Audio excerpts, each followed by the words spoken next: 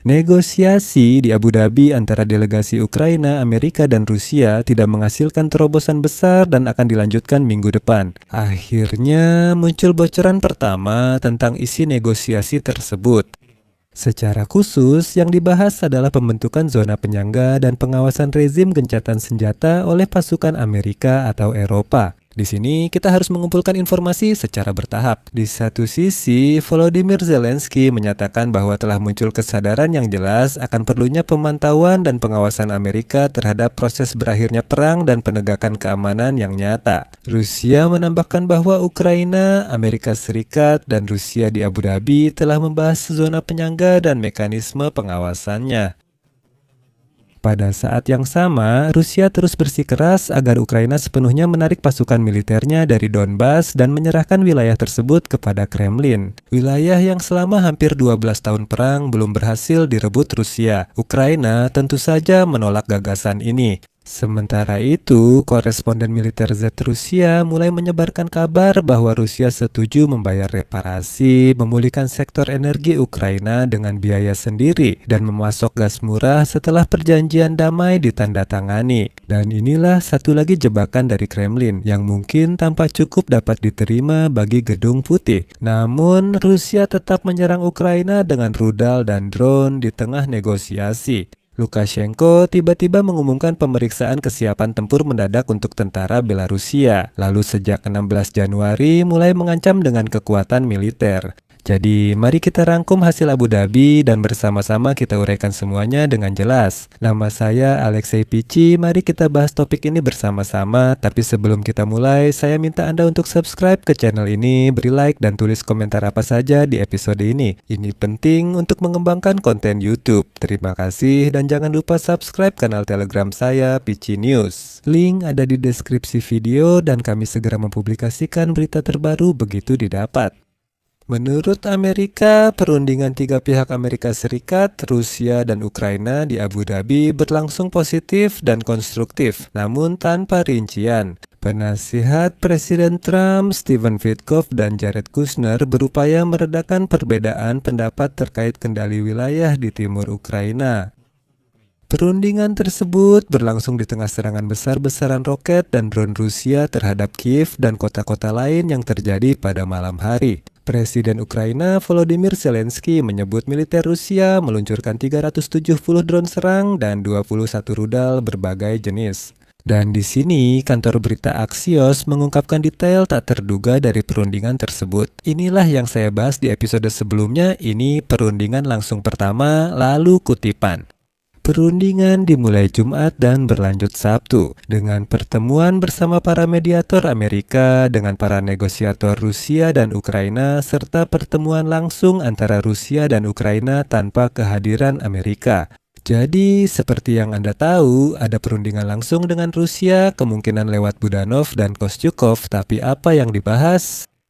Dan inilah yang paling menarik. Mari kita perjelas situasi perundingan ini. Sekarang, seperti pepatah, perhatikan baik-baik. Presiden Ukraina Volodymyr Zelensky mengatakan bahwa dia telah menerima laporan dari delegasi Ukraina tentang hasilnya. Dia menyoroti bahwa dalam perundingan tiga pihak itu hadir militer dari ketiga pihak. Zelensky menyebut isu utama dalam pertemuan tiga pihak itu adalah kemungkinan parameter mengakhiri perang. Sementara itu, ingat ada militer dari tiga pihak di sana dan sebagainya. Kutipan kunci, saya sangat menghargai adanya kesadaran akan pentingnya pemantauan dan pengawasan Amerika terhadap proses penghentian perang serta penegakan keamanan yang nyata. Zelensky menekankan bahwa Amerika Serikat telah mengangkat isu tentang kemungkinan format penetapan parameter penyelesaian perang dan kondisi keamanan apa yang diperlukan untuk itu. Apa pendapat orang Rusia tentang ini? Kremlin menyatakan Ukraina, Amerika Serikat, dan Rusia telah membahas pembentukan zona penyangga dan mekanisme pengawasannya.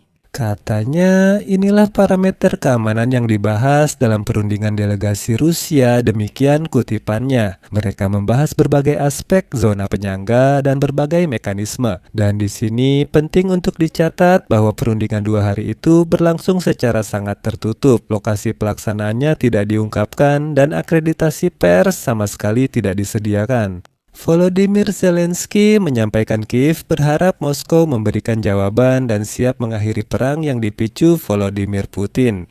Namun demikian, Zelensky mencatat bahwa terlalu dini untuk menarik kesimpulan tentang isi perundingan dan banyak hal akan bergantung pada kelanjutan serta hasil putaran berikutnya. Artinya, seperti yang dikatakan, sekarang semua pihak telah kembali ke ibu kota masing-masing untuk menyampaikan informasi kepada pimpinan mereka dan mendiskusikan langkah selanjutnya.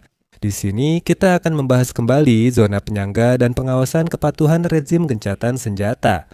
Volodymyr Zelensky menegaskan Amerika harus berperan sebagai pengawas gencatan senjata di lapangan.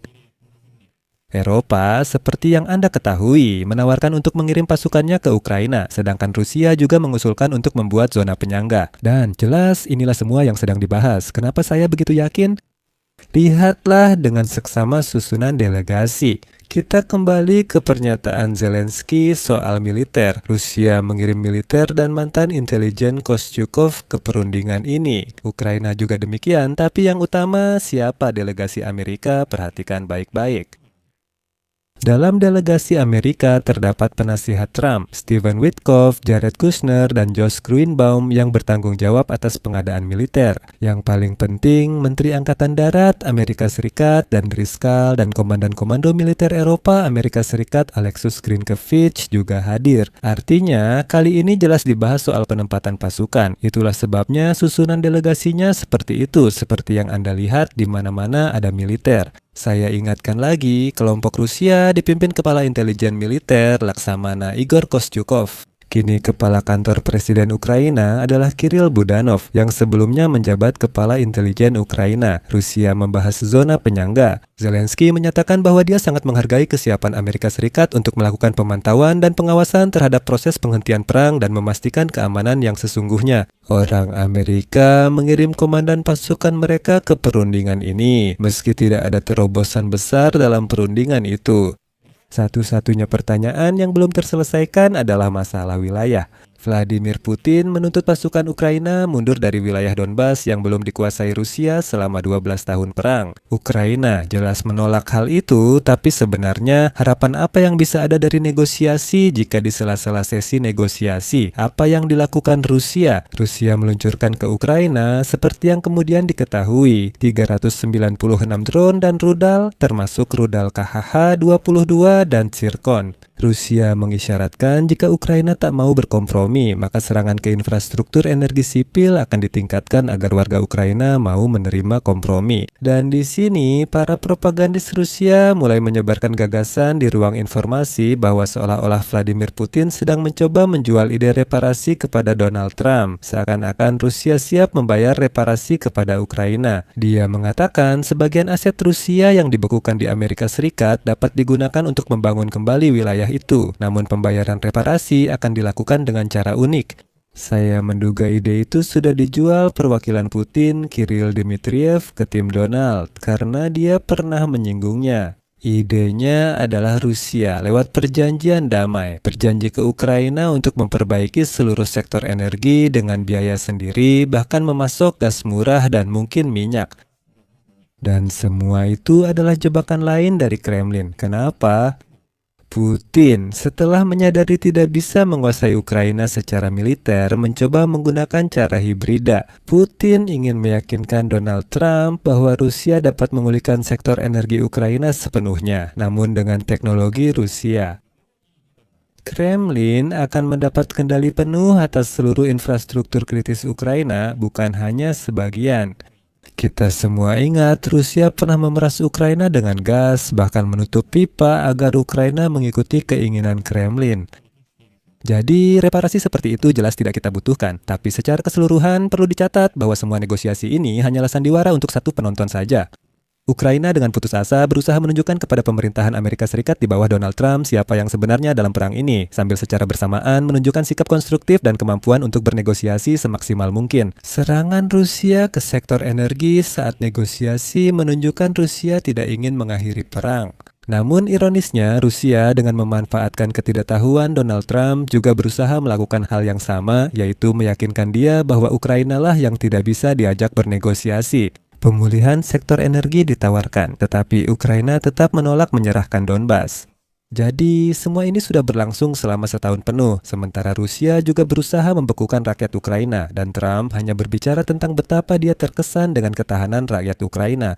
Saya akhiri di sini, teman-teman. Tulis pendapat dan kesimpulan kalian di kolom komentar. Jangan lupa subscribe, tekan lonceng, dan beri like. Jika kalian ingin mendukung kerja saluran YouTube ini, kalian bisa melakukannya dengan donasi apapun atau berlangganan berbayar melalui tautan dan informasi yang tersedia. Di deskripsi video tertulis dukung saluran Alexei PC. Pilih format yang paling nyaman untuk kalian. Saya akan sangat berterima kasih atas dukungan apapun dari kalian. Itu saja, jaga diri kalian, sampai jumpa.